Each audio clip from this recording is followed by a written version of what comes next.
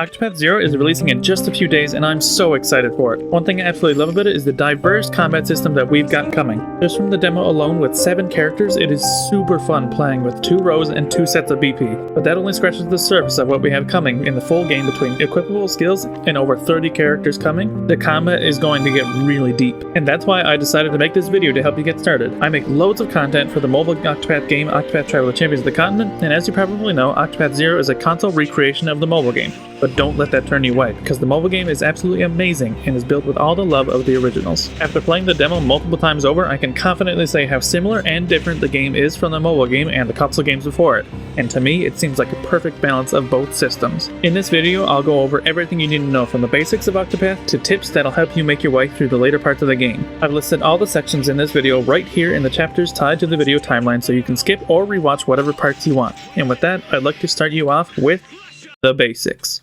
If you're totally new to the Octopath series and you don't understand or know anything about the combat system, then this section is for you. I'll be going over the break and boost system, which is the staple of the entire series, and some other things along those lines too. I'd also like to quickly mention that you don't have to have played Octopath 1 or 2 to play Octopath 0, so just have fun with it. So I'm sure you know Octopath is a turn-based RPG, but the thing that sets it apart from the other games of the genre is the break and boost system, where you break your enemies to make them vulnerable, then you boost your attacks to deal massive damage. It leads to a super fun and strategic combat style that has made the series as popular as it is today. To get deeper into how it works, enemies are weak to certain damage types, being weapons or magic, or as it's called in Octopath, elemental attacks.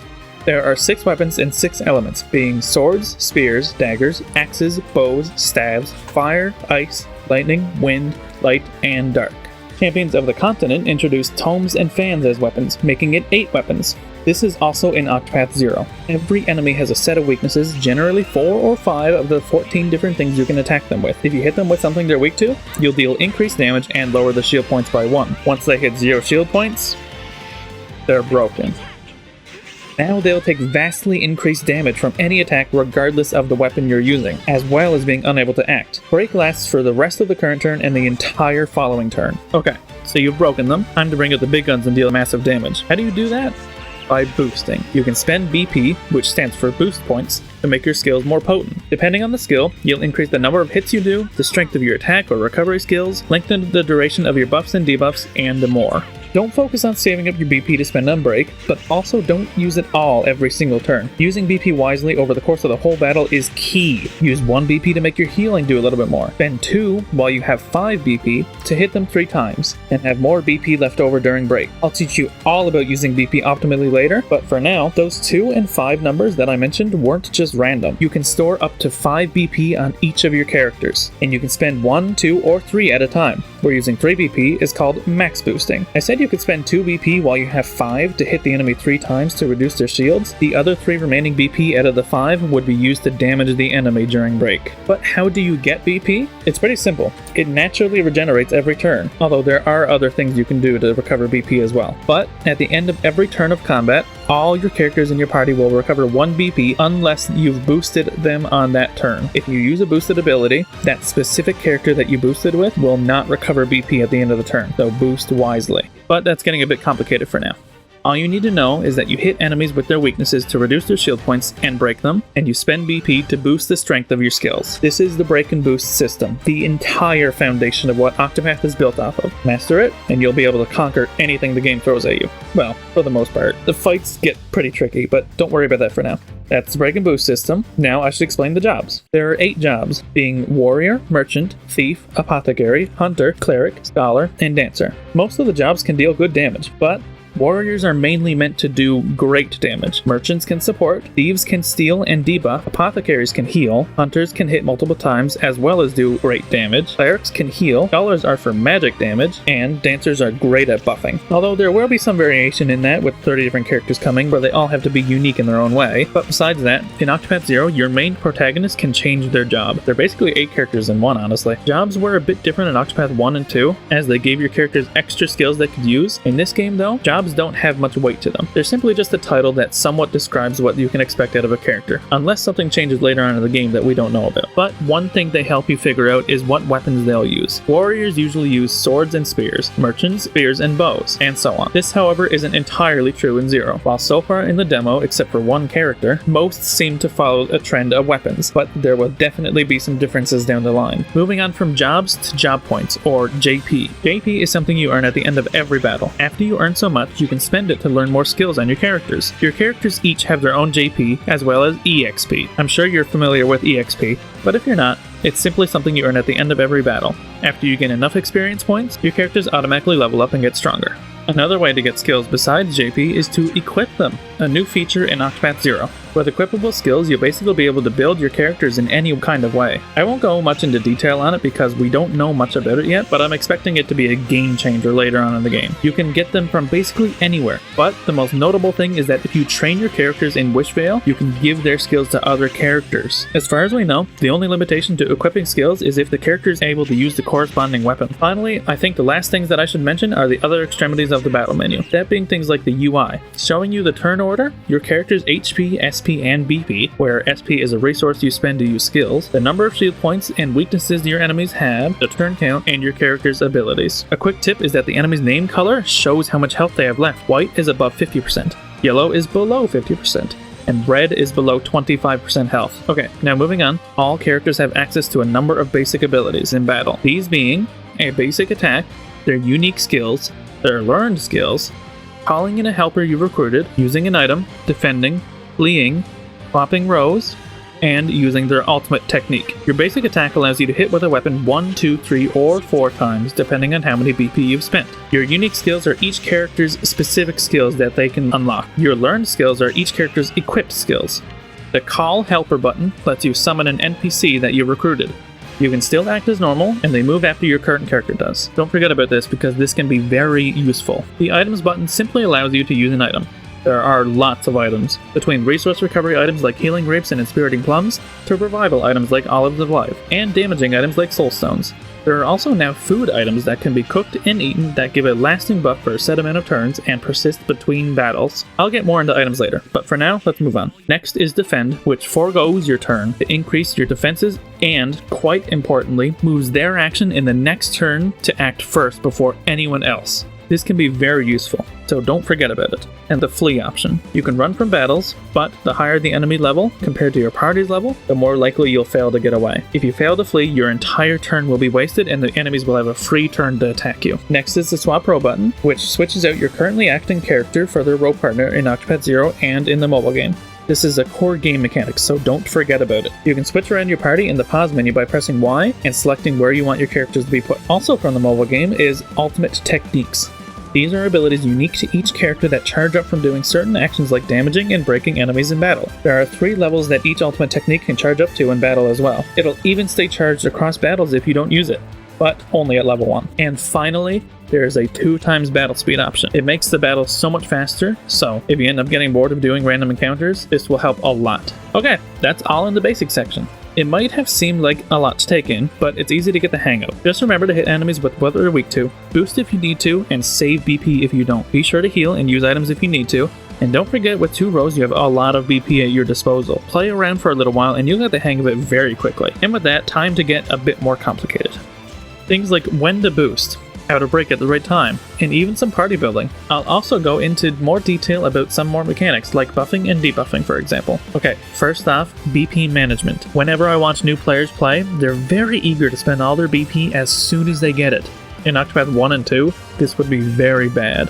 One thing to keep in mind is that if you don't need to boost, then don't boost. It's that simple. You don't need to rush to break the enemies as early as possible. Spend time doing skills and hitting them with one-hit attacks or even defending, and you'll build up your BP to spend doing damage. However, you do have more leeway with a front row and a back row. You could spend a lot of BP to break once the time is right, then you can switch your characters that are in the back row out to the front to max boost and deal lots of damage with them. BP management isn't difficult. All you really have to do is just save it if you don't need to spend it, and don't rush to break when the time isn't quite right. But how do you know if the time isn't quite right to break?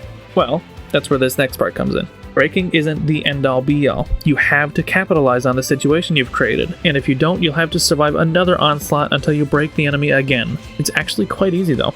Just make sure you have enough BP and SP to spend to do damage. Wait another turn if you have to, or sometimes if you have to break right away, then sometimes you have to. It's not the end of the world. You'll get another chance. If you're not ready to damage the enemy while they're broken, take that time as a bit of a break to heal up, recover, apply some more debuffs and buffs. You don't always have to throw everything you have while they're broken. You don't have to make sure you maximize how much you capitalize on the enemy while they're broken. Just take advantage of it.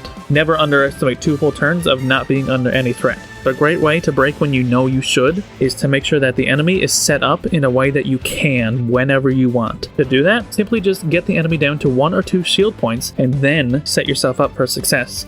This will make it so that you can break whenever you're ready, so you can set up all your buffs, make sure they're lasting long enough, and break right away. You won't have to whittle down their shields at all. And one important thing is making sure that you get the longest amount of time out of the break as you can. Do you remember me mentioning that break lasts the rest of the current turn and all of the next turn? The best way to maximize your break time is to break at the very start of the turn. The best way to do this is simply defend with the character you plan to break with. It really is that simple. This will put their action at the very start of the next turn, allowing you to break with them and have practically 2 full turns of break. Once you start doing this, you'll realize just how much of a difference this will make. It's really like night and day. If there's nothing else you take away from this video, please let it be this. Break at the start of the turn with lots of BP. That's all you've got to do to deal lots of damage. Like, imagine having all 8 of your characters in your party at 3 BP or more. You break at the very start of the turn, then 7 of your characters are dealing big damage. Now we're really getting into high damage territory. So let's kick it up another notch with buffing and debuffing. What are buffs and debuffs? Well, the game refers to these as augments and enfeeblements, but basically they're strengthening and weakening effects. Physical attack buff, for example, is an increase to the receiving character's physical attack stat. These are immensely important. I mean, I hope you can see why a flat increase to your damage would be a good thing. It's not even that difficult to understand. In Octopath 0, you can have up to 2 stacks of a buff or a debuff. Each arrow on the icon represents a stack. Supposedly, each stack is worth a 20% increase. So 1 stack increases your stats by 20%, 2 stacks increase your stats by 40%, and so on. And by so on, I'm referring to the fact that there are some exceptions to the 2 stacks limitation. Like this support skill on Fen that blatantly states that he can have up to 5 stacks of this specific buff that he gets from getting hit. Although the icon doesn't really show it very well, so make sure you're keeping an eye on what's happening. I should also mention that buffs and debuffs can cancel out. If the enemy gives you 1 stack of a physical attack debuff, and you give yourself 1 stack of a physical attack buff, you'll end up with neither a buff nor a debuff. If you instead give yourself 2 stacks of a physical attack buff to their 1 stack of a physical attack debuff, you'll end up with 1 stack of physical attack up. It's quite straightforward, actually. I mean, 2 minus 1 is 1, right? Alright, to simply break down what you should do is that before you break, apply whatever buffs and debuffs that you'd like to have on. You don't have to apply many, if any, of these in a regular battle, but in more difficult boss battles, this very well could be required for some people to beat them. Apply defense down and attack up, and you should see much higher damage numbers. Although, in difficult boss battles, you can't just throw everything you have at it. The boss deals too much damage to give you time to do that. And that's the fun of it, balancing between surviving and overpowering the enemies. So, you also need to defend. And there are a few ways to do that, like buffing or provoking. There are defense buffs and attack debuffs that decrease the damage the enemies do, and provoking debuffs. This increases the chance of the caster being targeted by the enemies. In the mobile game, this was very important, as enemies would deal so much damage you have to have a way to control it. But in Octopath 0, I don't think it's going to be too important, but it'll still be great, as you'll be able to direct more of the damage coming your way for your desired target. In the demo alone, there are 3 characters with a provoke skill. This alone tells me that it's probably going to be important, but those characters are Fen, Viator, and Calcis. They all have provoking skills, and Calcis even applies accuracy down because he's a dodge tank. He can increase his evasion and make it so he generally dodges attacks. Hopefully you can see that there are a lot of different solutions to whatever problems you might come across. I think this would also be a good time to mention that this video isn't meant to be followed step by step. It's to teach you a couple techniques so that you can build onto them and make your own way throughout the game. Enjoy yourself with it. Try different strategies, explore the world in search for resources and more to do, and try different party combinations to learn their synergies and what works for you. Oh yeah. Party building. In some situations, going into a fight with the wrong characters and not good enough equipment will mean that the fight is lost before it even begins. Try not to slack on the exploration and fighting basic enemies. You get experience points, leaves, which are the currency in the world, and items for it. Plus, you'll be finding chests around. You'll also find new equippable skills by searching around, allowing you to build your characters in your party to be closer to what you want them to be like. And don't forget to keep an eye out for new characters, of course. The in-game minimap and the regular map help a lot with this, so don't forget to search around, because if your armor isn't good enough, you won't even be able to last long enough to store up BP and apply buffs and debuffs. And if your weapons aren't keeping up, you'll spend quite a while slowly chipping away at the boss while they do lots of damage to you. You'll probably go through a lot of healing items and SP restoration items the longer the fight goes on. Oh, but that doesn't mean that you shouldn't be using items. Don't be like every RPG player that saves up their stronger items for a better time. If you need it, then use it. Now is that time that you're saving it up for. If not, you'll end up finishing the game with about 20 full restore items that you could have used instead. Properly using your items allows you to play riskier, take more hits that you can shrug off at a moment's notice due to your items, and with that you can utilize your character's abilities to their fullest, which was another segue into the next section. Don't be blind to your character's abilities. When you get a new character, make sure you read all of their abilities to know what you can expect out of them. Get creative and think of situations and party combinations you can get yourself into with the new skills you unlock. This character gets stronger the lower their health is, and this character can damage their allies. That seems like a great combination. Knowing your full party's abilities will make for some really enjoyable and fun strategies. By the way, I just want to mention that I came up with that damaging allies and lower health thing off the top of my head, so that might not be in the game, but who knows? It could be. Regardless, knowing what all your characters do can be a big help, as well as making sure your party is built with everything you need. Making sure you have characters that can buff, debuff, heal,